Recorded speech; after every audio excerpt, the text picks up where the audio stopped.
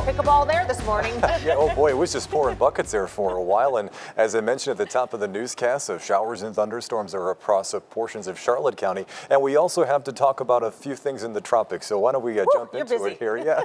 At the moment, you look at the tropical weather map and think, well, what's the big deal? There's really not much going on. And that is true. For the moment, there really isn't much to point at here on the tropical weather maps. And boy, there has been a big drop off in the amount of Saharan dust moving off of Africa. That was a big reason as to why the first half of this, or the middle part of the hurricane season went fairly quiet. But there really isn't much out there right now, at least across our part of the world. So with that in mind, let's talk about the two areas that we're watching for possible development. The first area is actually the remnants of what was once Tropical Storm Gordon. If it comes back to life, it would likely happen in this part of the ocean, but not bother us because it would happen as it moves toward the north. The area we have to watch, and I suspect you're going to hear a lot about over the course of the next 2 weeks, would be this area here, highlighted in yellow by the National Hurricane Center. Now, nothing is there right now, and nothing's going to be there for at least the next 24 to 48 hours. But over the next 7 days, the opportunity of at least a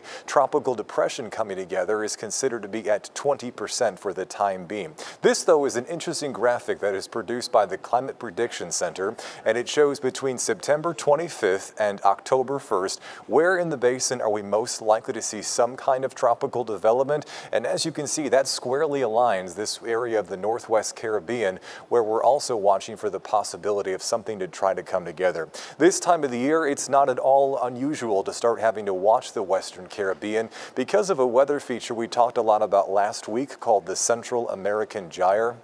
It's an area of broad, slow-moving low pressure that tends to form over Central America this time of the year. And because it happens to form at the same time of the year when the ocean heat content is typically highest in the Caribbean and the Gulf of Mexico, with a big area of lumbering low pressure around, sometimes it can spin up storm systems. And oftentimes when they spin up in this part of the world, they drift toward the north. So it does look likely that something is going to perhaps try to come together in the Western Caribbean. Perhaps as early as this weekend, but more so it looks like into early next week. But it's really, really important to stress that how strong whatever may form, if something forms, the location of where it would move, and if there's any local impacts, well, from this point in time right now, all of that information is just too soon to tell. So just keep in mind for the time being, we have to watch the Western Caribbean, but not imminently. But as we move to the forecast next week,